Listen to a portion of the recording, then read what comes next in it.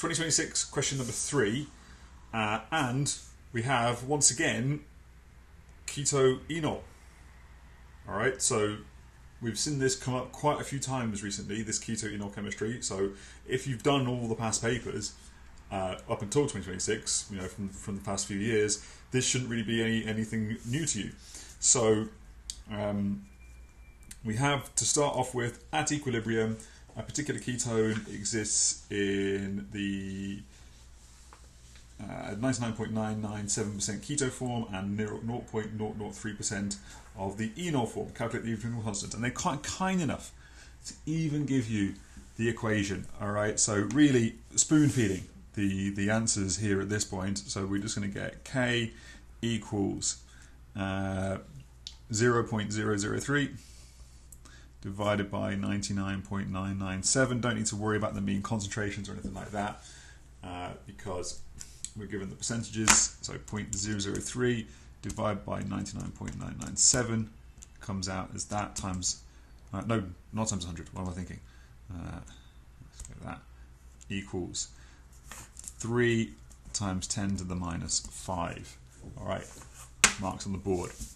The equilibrium constant K2 between the keto form C and the enol form D of another ketone is 0.23. Calculate percentages of C and D present at equilibrium.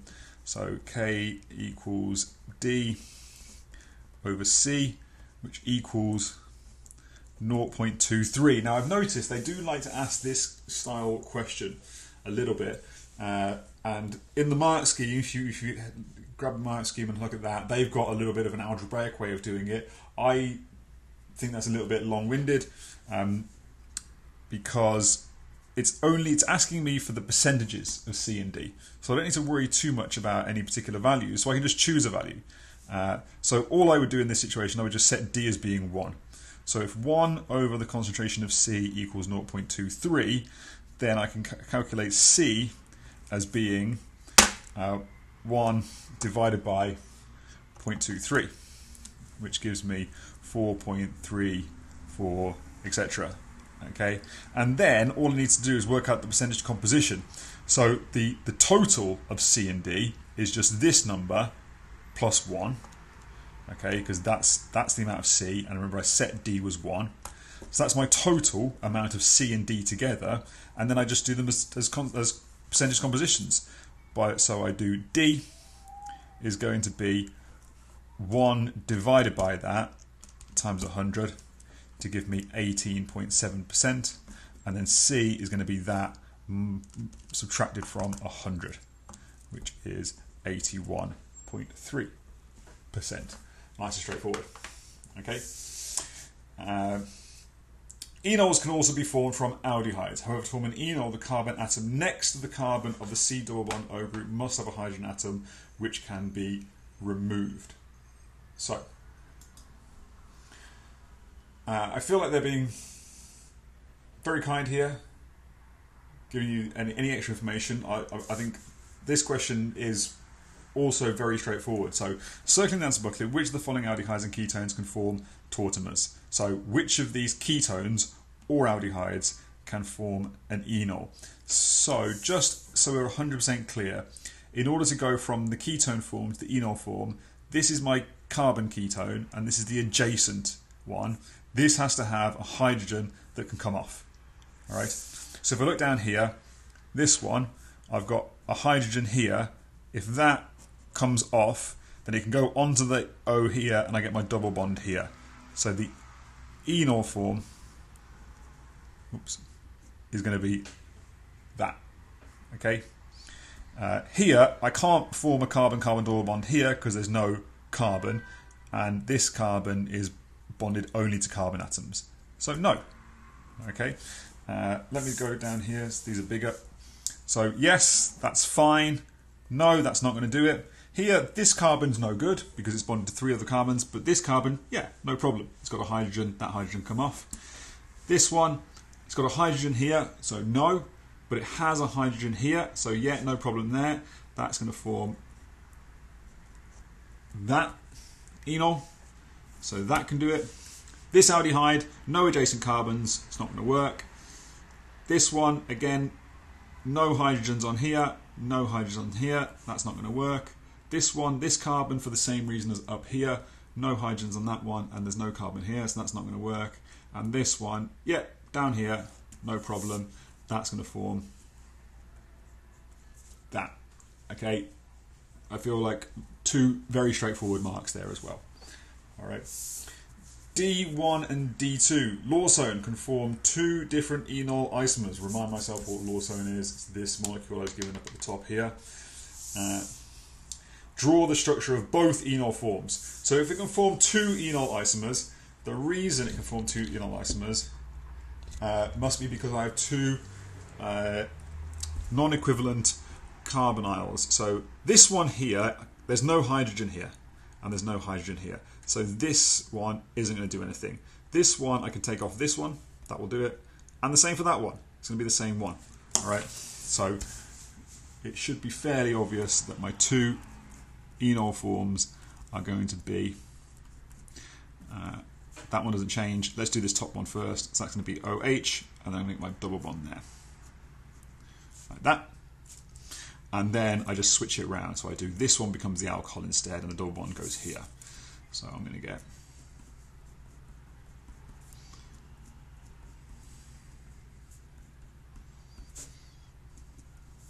double bond goes there. No problem. Okay. Then it says one enol isomer is stabilized by an intramolecular hydrogen bond. Add this hydrogen bond to your drawing. So lots of interesting answers I saw when I was marking this. You know, so coming over to the benzene ring maybe, or doing all sorts of other strange stuff. I'm just going to add it in here. You can see quite clearly that this oxygen here, if I redraw it down here, you can see that there's going to be an intramolecular hydrogen bond there. No problem. Okay, right. So let's carry. Oh, no, that's not the right page. Let me find the right page. Upon addition to the skin, the Lawsone in henna reacts with the thiolate anions present in the side chain of the keratin proteins in the skin. This gives the skin an orange colour. Over time, a chemical reaction takes place and the colour changes to brown. I noticed this year not as many sort of like little hints and secret bits of information in the text, just nice, interesting text for you to enjoy if you've run out of questions that you're able to do. So classify the reaction that causes the colour change from orange to brown. This is orange, this is brown.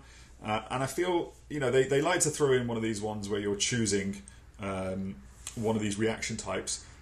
This one, again, I hate to sort of, if anybody didn't do particularly well this year, or, you know, you struggled with doing the past paper, I don't want to say that it was very easy, but I feel like this one was much easier than they normally are when it comes to this, because you're given two options here which are both substitution.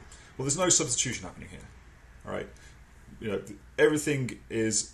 because it's electrophilic aromatic, so I'm looking at the ring. Are any of the substituents on the ring changing? No, they're not. So immediately get rid of those two. Okay. There's obviously no hydrolysis as well either, because nothing's breaking apart into two different things. So then I'm left with reduction and oxidation, and my alcohol becomes a carbonyl. So it's oxidation all day long, no problem. All right. Then we have this. Now we start to get to the tricky part of the question. So this tautomerism, which is observed with a wide range of functional groups, can be represented by the following general equation. Really ugly general equation, I feel, on this particular question. X, Y, and Z represent some atoms. Fine, I'm not going to read that. Draw the tautomer of the following compounds. So either you have fully absorbed the information that you were given, or you are going to have a little bit of help from the general one up here. So for me, I can kind of see, well, all right, so the hydrogen here pops over to the one that's got the double bond, and then the double bond moves down here. And I can see that the hydrogen here is going to pop over to the one with the double bond, and the double bond's going to shift over here. If it's not that obvious for you, you can go ahead and start to label these atoms. So I could label it like I see it up here, right? So I can see X, Y, and then neither of these oxygens can be Z because neither of them are bonded to hydrogen. So this oxygen is Z, okay? And then the hydrogen is going to come off Z comes off Z onto H, and then the double bond ends up between Y and Z. So I can see quite clearly that I'm going to get all of that remains unchanged, and then my X is now going to be bonded to a hydrogen, so that's going to be HS, and my YZ is now going to be a double bond, like that. Okay, so fairly straightforward. I'm just going to draw that one in. Just double check.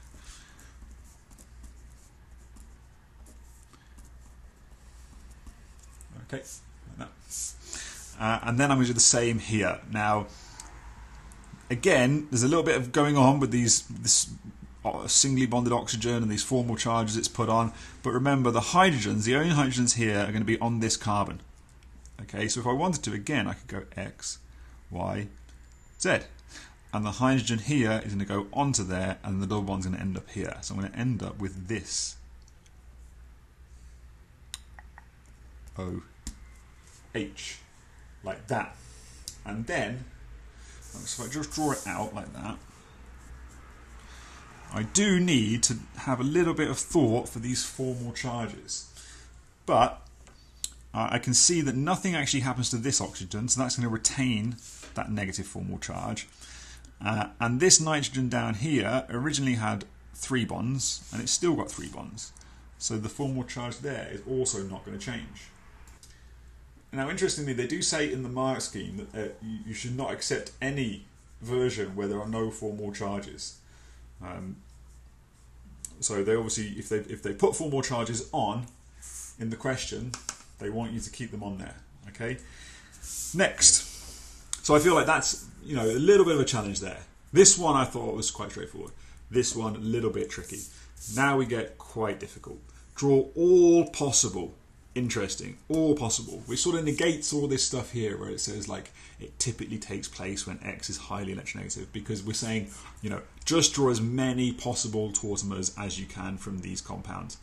Now I'm going to carry on doing what I was doing before, so I'm going to label these atoms. So I'm going to label that X, I'm going to label that Y, and I'm going to label that Z, and I'm going to see that the hydrogen is going to come off here onto the oxygen, and the double bond's going to come down here. So I can just go ahead and draw that. So that's going to give me my OH.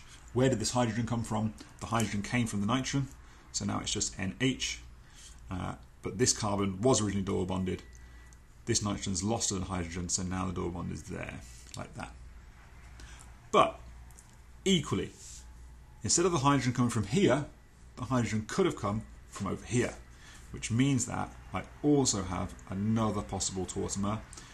So the OH is going to result in the same thing. The amine group remains unchanged, but now the double bond is down to the carbon. So this originally had 3 hydrogens, now it's only got 2, and the hydrogen's gone up onto the oxygen. All right, I feel like most people would just get 1 of those rather than 2 of them. And then we've got this one here. Okay, again, if I say that this is X, this is Y, this is Z, then the hydrogen that's on here, where shall I draw it? Let's draw it here, it's a little bit awkward.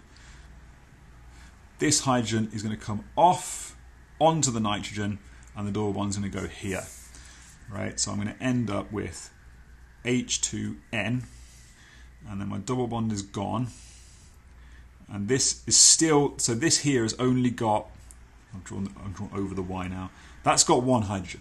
But the double bond is going to go from here to here, so it stays as having 1 hydrogen. And now I get my double bond there, I get my OH, like that. Okay, but now I can do the same again. So if I label this, let me draw it down here so I don't get too messy in my answers. Like that. Now I've got X, Y, and Z. Although you'll see at this point that actually I could have gone X, Y, Z down here. All right. So what's going to happen is the hydrogen can come off here and add onto this carbon to give me 2 hydrogens here, and the double bond goes here. Or because I've got 3 hydrogens down here, the hydrogen comes off here and goes onto here to make that a single bond. The OH stays the same, and then I get my double bond there. So that was a little bit quick. So you might need to rewind that if you weren't sure. But basically, let's say we take it off the OH. So this hydrogen goes onto here, and then I get my double bond there. So that's going to go like that. Wait, what am I talking about? Confused myself. So let me just go over that again. The H comes off here onto here.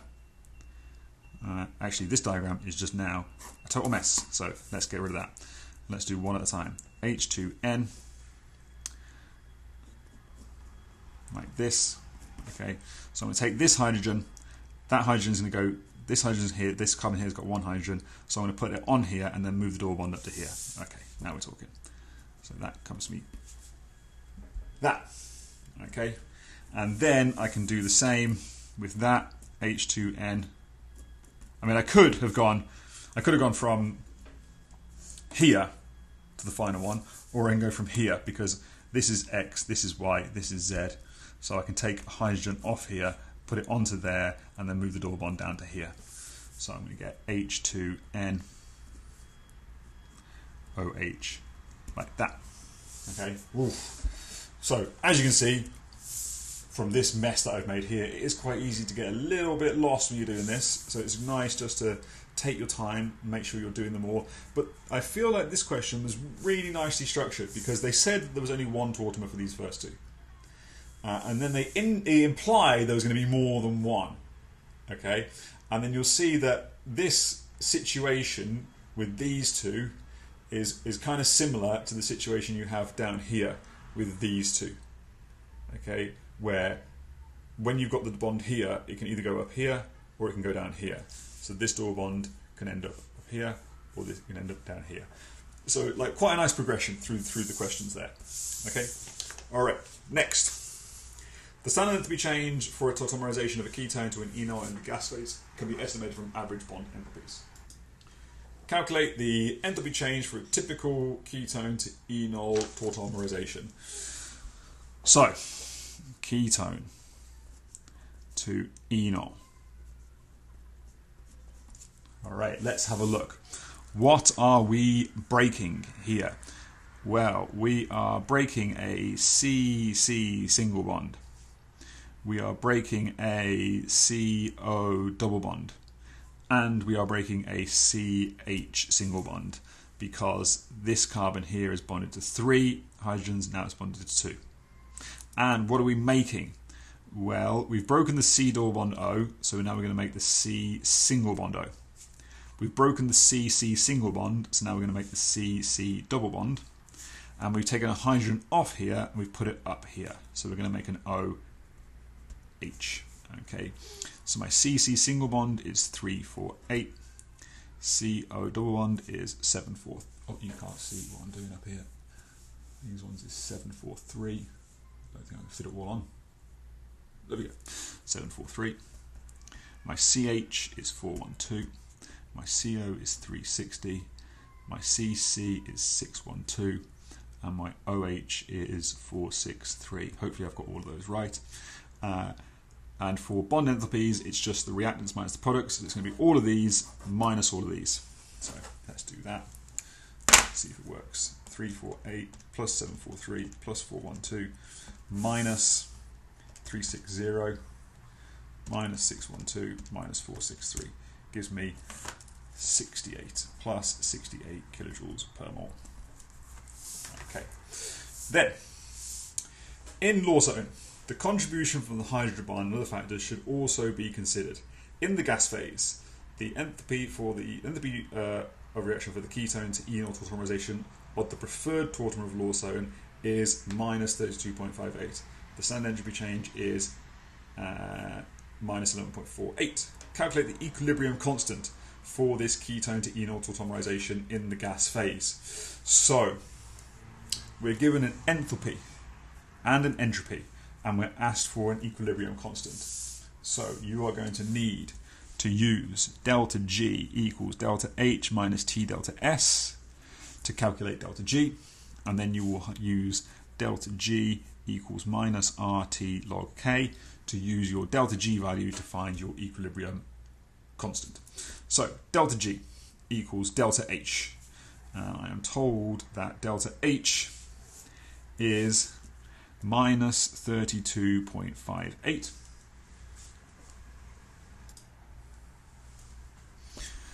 Minus 298 multiplied by delta S. And delta S is minus 11.48, but obviously it's given in joules. This is in kilojoules, this is in joules, so I'm going to divide that by 1,000. Okay, so it's your basic Gibbs free energy calculation. So if I do 298 multiplied by 11.48 divided by 1,000, and then I do minus 32.58 plus that answer gives me minus 29.16 Gibbs free energy kilojoules per mole. And then I just need to work out my equilibrium constant over here. So I can rearrange this as log K equals minus delta G over RT. So K equals e to the minus delta G over RT. So K equals minus and minus is going to give me a plus 20 e to the 29.16. However, in a moment when I use R is going to be in joules, so I need to convert this from kilojoules to joules. So I'm going to times it by 1,000 divided by my ideal gas constant, which is 8.314 multiplied by the temperature 298, okay, which equals, so if I do that, so it's going to be the negative of that times 1,000 divide by 8.314 divide by 298, and I'll do shift E power of that to give me 129,206.5, okay, or let's just call it three significant figures, 129,000. Okay, good.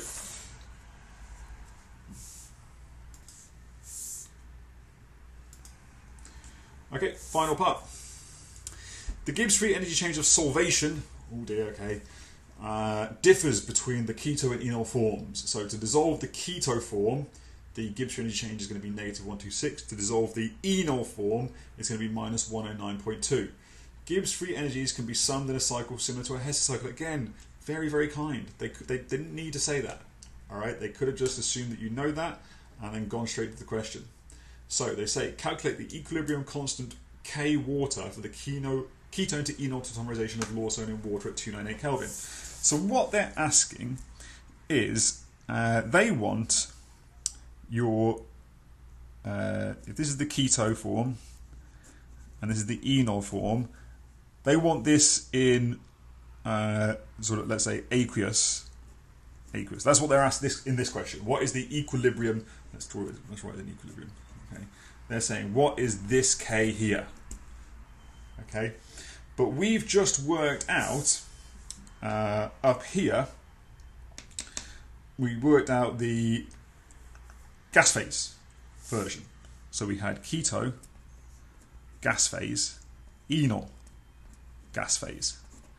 Okay, and we just worked out what that was.